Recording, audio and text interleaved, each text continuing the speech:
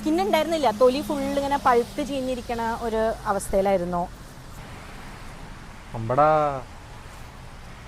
കണ്ടോ, കാണാത്ത കണ്ടോ? ഞാൻ കാണില്ല.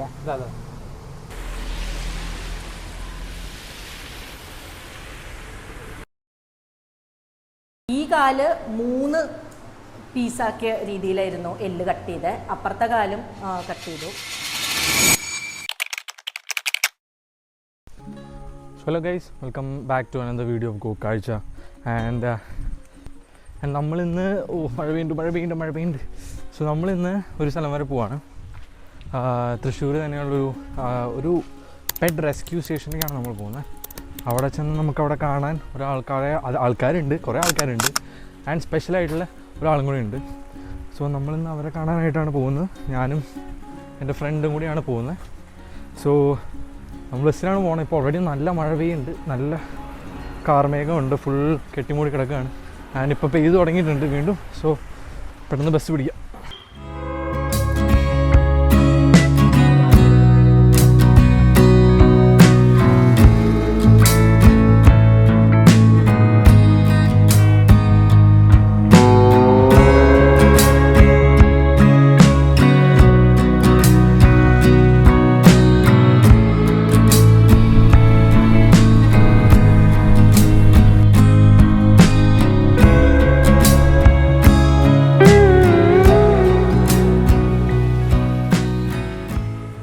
നമ്മുടെ ഈ പെറ്റ് ക്ലിനിക്ക് വരുന്നത് പാട്ടിരാക്കിൽ നിന്ന് വിയൂർക്ക് പോകുന്ന റോഡ് വഴിയാണ്. സോ നമ്മൾ ആ പോകുന്ന വഴിയിൽ കണ്ടൊരു പെറ്റ് സ്റ്റോറിൽ നിന്ന് കുറച്ച് ഡോഗ്സിനായിട്ടുള്ള ട്രീറ്റ് വാങ്ങിച്ചിട്ടുണ്ട്. വീഡിയോ എടുത്തതിന് ശേഷമാണ് മനസ്സിലാവുന്നത് എൻ്റെ മൈക്ക് മ്യൂട്ടിലായിരുന്നു. ഞാൻ എന്തൊക്കെയോ കിടന്ന് പറയുന്നുണ്ടായിരുന്നു. മെയിനായിട്ട് ഇത് തന്നെ, ഡോഗ്സിന് ട്രീറ്റ്സ് ഇല്ലാണ്ട് പോയി കഴിഞ്ഞാൽ അവർക്ക് വിഷമാവുമല്ലോ. അതുകൊണ്ട് നമുക്ക് ട്രീറ്റ്സ് വാങ്ങിച്ച് നമ്മൾ നേരെ പെറ്റ് ക്ലിനിക്കിലെത്തി. ഇവിടെ അത്യാവശ്യം നല്ല മഴ പെയ്തിട്ടുണ്ട് പുറത്തൊക്കെ. ആൻഡ് ഇതാണ് പെറ്റ് ക്ലിനിക്. സോ ഞങ്ങൾ രണ്ടുപേരും ഇവിടെ മെയിനായിട്ട് ഈ ഡോഗ്സിനെ കാണാനും അവരുടെ ഒപ്പം കുറച്ച് ടൈം സ്പെൻഡ് ചെയ്യാൻ വേണ്ടിയിട്ടാണ് വന്നത്. അപ്പോൾ നമ്മുടെ സാലി മാഡം ഓൾറെഡി എത്തിയിട്ടുണ്ട്. ആളിനി നമുക്ക് ഓരോ ഡോഗ്സിനായിട്ട് കാണിച്ചു തരാൻ വേണ്ടിയിട്ടാണ് കൊണ്ടുവന്നത്. മൊത്തം മഴയായ കാരണം ലൈറ്റിംഗ് ഒക്കെ വളരെ മോശമായിരുന്നു. അപ്പോൾ ഞങ്ങൾ മെല്ലെ ക്ലിനിക്കിൻ്റെ ഉള്ളിൽ കയറി. ആൻഡ് ഈ നിൽക്കുന്ന ആളാണ് ഞാൻ മുന്നേ പറഞ്ഞ സ്പെഷ്യലായിട്ടുള്ള ആൾ. ഇതാണ് സാലി മാം. സോ നമ്മൾ ഇവിടെ തിരികെയാണ്. ആൻഡ് ഇവിടെ നമ്മുടെ സാലി മാഡം നമ്മുടെ ഒപ്പം വന്നിട്ടുണ്ട്. ആൻഡ് ഇനിയിപ്പോൾ മാം ഓരോ ഡോഗ്സിനായിട്ട് നമുക്ക് ഇവിടേക്ക് കൊണ്ടുവന്ന് കാണിച്ചു തരാനാണ്. നമുക്ക് ഓരോ ആൾക്കാരെ നമ്മുടെ വ്യൂവേഴ്സിന് പരിചയപ്പെടുത്താനും വേണ്ടിയിട്ടാണ്. ഇനിയിപ്പോൾ ആള് നമുക്ക് കുറച്ച് കാര്യങ്ങൾ അറിയാനുണ്ട്. എന്താണ് ആളുടെ മോട്ടോ, എന്തിനാണ് ആൾ ഇങ്ങനെ ഒരു കാര്യം ചെയ്യുന്നത്. ആൻഡ് ആളൊരു ടെഡെക്സ് സ്പീക്കറും കൂടിയാണ്. അത്യാവശ്യം നല്ല ഫെയിമുള്ള ഒരു ഇൻസ്റ്റാഗ്രാം ചാനലിലുള്ള ആളാണ്. അപ്പോൾ ഇനി പേഴ്സണലി എൻ്റെ ഓരോ കാര്യങ്ങൾ പറയുകയാണെങ്കിൽ ഞാൻ എങ്ങനെ ഇതിനെപ്പറ്റി അറിഞ്ഞു എന്നുള്ളതാണ്. സോ ഞാൻ കാഷ്വലി ഇൻസ്റ്റാഗ്രാമിലൂടെ ജസ്റ്റ് വെറുതെ റീൽസ് കണ്ടുകൊണ്ടിരിക്കുന്ന സമയത്താണ് കഡിൽ ബഡ്ഡീസ് എന്ന് പറഞ്ഞൊരു ഇനീഷ്യേറ്റീവ് ഈ മാം എടുത്തതായിട്ട് ഞാൻ അറിഞ്ഞത്. കഡിൽ ബഡ്ഡീസ് എന്ന് പറഞ്ഞു കഴിഞ്ഞാൽ ഇവിടെ ഉള്ള ആൾക്കാരെന്ന് പറയുന്നത് സ്ട്രേ ഡോഗ്സ് എന്ന് വിളിക്കപ്പെടുന്ന ഡോഗ്സ് ആണുള്ളത്. സോ ഈ സ്ട്രേ ഡോഗ്സ് നമ്മൾ പറഞ്ഞ് കല്ലെടുത്ത് എറിയുന്ന ആൾക്കാരെയും അങ്ങനെ ഭയങ്കരമായിട്ടുള്ള മോശം അവസ്ഥകളിലൂടെ പോയ കുറെ പാവപ്പെട്ട ഡോഗ്സ് ആണ് ഇവിടെ ഉള്ളത്. സോ അവർക്ക് ഹ്യൂമൻ ടച്ചിനോടുള്ള ക്രേവിങ്സും ഒന്ന് ട്രീറ്റ് കിട്ടുക, അങ്ങനത്തെ കുറെ ലവിന്റെ കാര്യങ്ങളൊന്നും അവർക്കൊന്നും കിട്ടിയിട്ടില്ല. സോ അതിനൊക്കെ വേണ്ടി മാം തുടങ്ങിയ ഇനീഷ്യേറ്റീവ് ആണ്. അത്യാവശ്യം ഡോഗ്സിനോടും മറ്റു ആനിമൽസിനോടും കുറച്ചൊക്കെ ഒരു സ്നേഹമുള്ള ആൾക്കാർ ഇവിടെ വന്നു കഴിഞ്ഞാൽ ഈ ഡോഗ്സായിട്ടൊന്ന് പെരുമാറാനും അവർക്കൊന്ന് സോഷ്യലൈസ് ആവാനും വേണ്ടി ഹെൽപ്പ് ചെയ്യാൻ പറ്റും. അതിനുവേണ്ടി മാം തുടങ്ങിയൊരു ഇനീഷ്യേറ്റീവ് ആണിത്. താരേനിപ്പോൾ കിട്ടിയിട്ട് ഏകദേശം 2 മാസത്തോളം ആവാറായി. ഒരു വടക്കാഞ്ചേരി ഭാഗത്ത് അവിടുത്തെ ഒരു ഇലക്ട്രിസിറ്റി ഓഫീസിൻ്റെ സൈഡിൽ റോട്ടിൽ കൊണ്ട് കളഞ്ഞിരിക്കുകയായിരുന്നു. ഫുള്ള് സ്കിന്നൊക്കെ ഇപ്പോൾ ഇത് റിക്കവറി ആയ താരയാണിത്. അവളുടെ സ്കിന്ന് ഭയങ്കര ഒരു സ്കിന്നുണ്ടായിരുന്നില്ല, തൊലി ഫുള്ളിങ്ങനെ പഴുത്ത് ചീഞ്ഞിരിക്കണ ഒരു അവസ്ഥയിലായിരുന്നു അവളെ കിട്ടിയത്. ഇപ്പോൾ ഇവിടെ കൊണ്ടുവന്ന് അവൾക്ക് മരുന്നൊക്കെ കൊടുത്ത് ഇപ്പോൾ ശുഞ്ഞിൽ കുറ്റിയായി. ഇനി റെഡി ആയതിനു ശേഷം നല്ലൊരു വീട് കണ്ടുപിടിക്കണം ഇവൾക്ക് ഇനി ഒരു മാക്സിമം ഒരു മാസം കൂടി ഇരിക്കുമ്പോഴത്തേക്ക് അവൾ ഇനി റെഡി ആയിക്കോളും. ഒരു മാസം കൂടി. എല്ലാ ഡോഗ്സിനെയും നമ്മൾ ഫ്രീ അഡോപ്ഷന് വേണ്ടിയാണ് കൊടുത്തേക്കുന്നത്. അതെ, ഞാൻ ഫ്രീ അഡോപ്ഷൻ മാത്രമേ ഉള്ളൂ. പക്ഷെ എനിക്ക് അഡോപ്ഷന് കുറേ കണ്ടീഷൻസ് ഉണ്ട്. അത് പൈസ ഇൻവോൾവ് ചെയ്യണതല്ല. ഞാനിങ്ങനെ ഡോഗ്സിനെ കാശ് കൊടുത്ത് വാങ്ങണേൽ വിശ്വസിക്കാത്ത ഒരാളാണ്. അഡോപ്റ്റ് ഡോണ്ട് ഷോപ്പാണ്.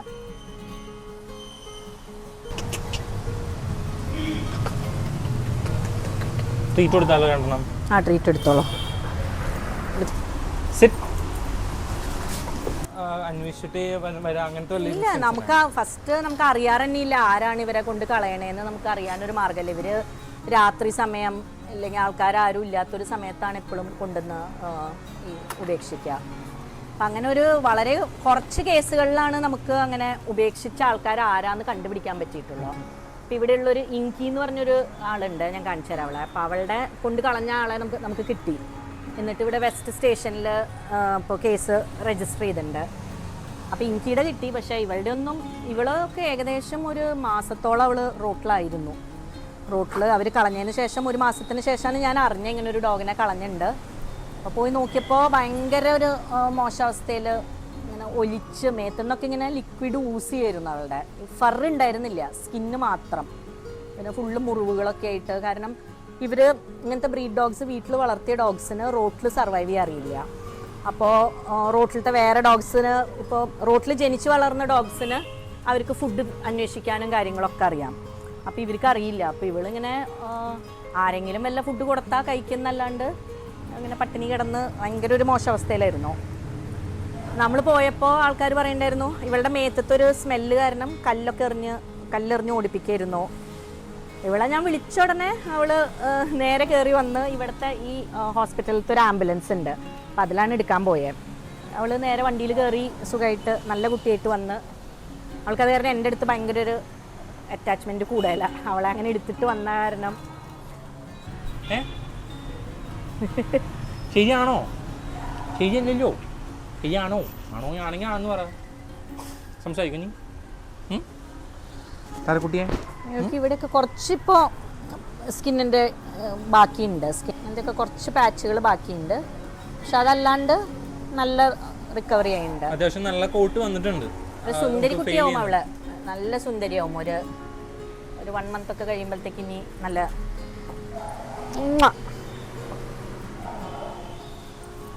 വെള്ളം കുടിച്ചോ? അയാളുടെ പേരെന്താ? മൈലോ.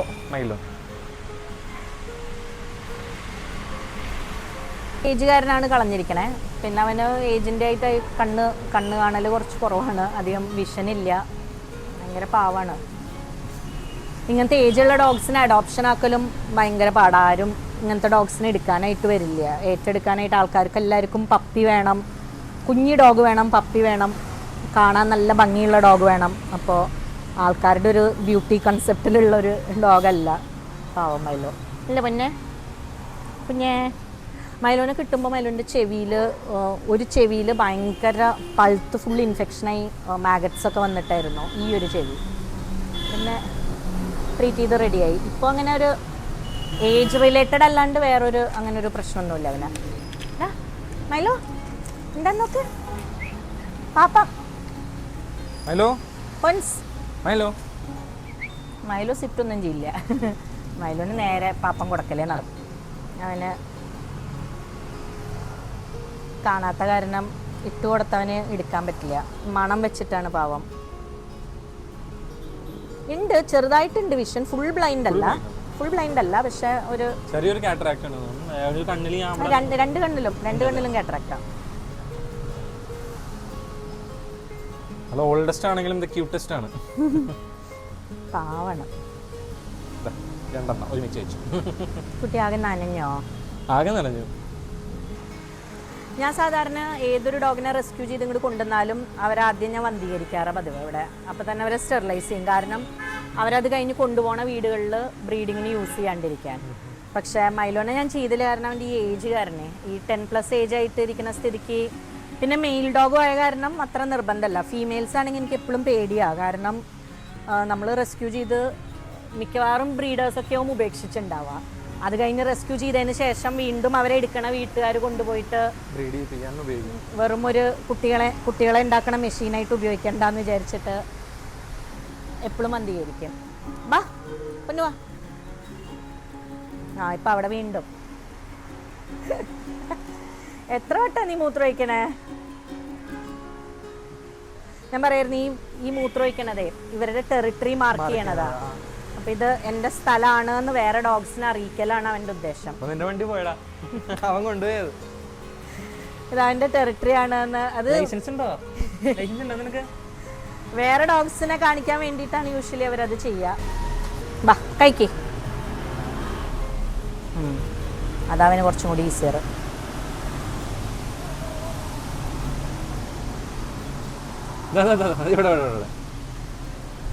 പാവം, എന്തൊരവസ്ഥയല്ലേ.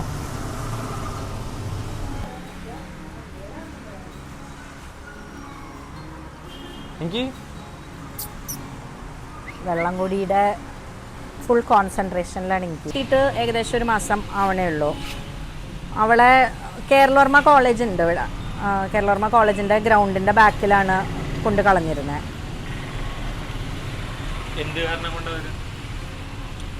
കാരണങ്ങൾ ഞാൻ പറഞ്ഞില്ല, ആൾക്കാർക്ക് ഏത് പരസ്യമല്ലേ പ്രാർത്ഥിക്കാനായിട്ട് കാരണം വേണമെന്ന്, അതുപോലെ ഇവിടെ ഡോഗ്സിനെ ഉപേക്ഷിക്കാനായിട്ട് കാരണങ്ങളൊന്നും വേണ്ട. ആൾക്ക് ട്രീറ്റ്സ് ഇഷ്ടമായിട്ട് എന്തായാലും അത് ഇഷ്ടപ്പെട്ടില്ലേ അവൾക്ക്. വെള്ളം കൂടി മാത്രമേ ഉള്ളൂ അല്ലേ? ഇവിടെ വാല് നോക്ക്, വാലുള്ളിലേക്ക് ഇട്ടിരിക്കണുണ്ടോ?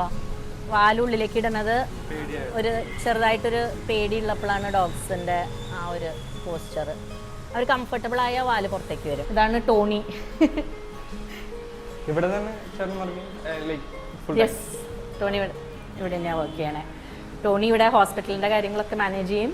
അതിൻ്റെ കൂട്ടത്തിൽ ടോണിക്ക് ഒരു ബോർഡിംഗ് സെൻറ്ററും ഉണ്ട് പൂമലയുടെ അവിടെ. അപ്പോൾ പെറ്റ് ബോർഡിംഗ് ഉണ്ട് ടോണിക്ക്. അപ്പോൾ ഇഞ്ചേർഡ് അല്ലാത്ത ആനിമൽസ്, ഇപ്പോൾ കൂടുതലും ഞാൻ ഇവിടെ ഇപ്പോൾ വെക്കുന്നത് ട്രീറ്റ്മെൻറ്റ് ആവശ്യമുള്ള കേസസാണ്. ആകെ ഇവിടെ ട്രീറ്റ്മെൻറ്റ് ആവശ്യമില്ലാണ്ട് ഉണ്ടായിരുന്നത് ഇൻകി മാത്രമാണ്. ഇൻകി അങ്ങനെ ട്രീറ്റ്മെൻറ്റ് ഒന്നും വേണ്ട, അവൾ ഹെൽത്തിയാണ്. പക്ഷെ അവളെ സ്റ്റെറിലൈസേഷൻ ആവശ്യമുണ്ടായിരുന്നു. അപ്പോൾ അതിവിടെ ചെയ്തു. അപ്പോൾ അങ്ങനെ തീരെ ഒരു ഇഷ്യൂസ് ഇല്ലാത്തൊരു ഡോഗൊക്കെ ആണെങ്കിൽ ഇപ്പോൾ ടോണിയുടെ അവിടെയാണെങ്കിലും അവിടെ ബോർഡ് ചെയ്യാൻ പറ്റും. മാത്തനെ കാണാം.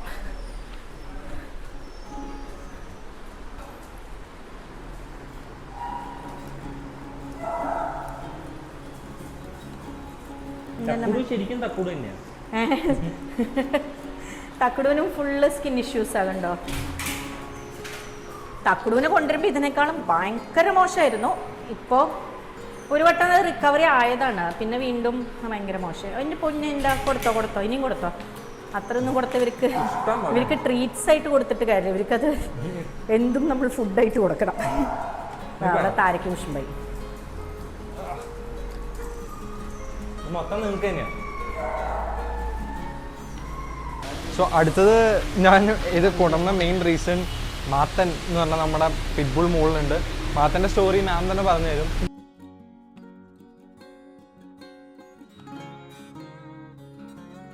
മാത്തൻ അഗ്രസീവ് ഡോഗാന്ന് പറഞ്ഞിട്ടാണ് അവൻ്റെ രണ്ട് കാലും വെട്ടുകത്തിയോണ്ട് വെട്ടി നുറുക്കി എന്ന് പറയാം.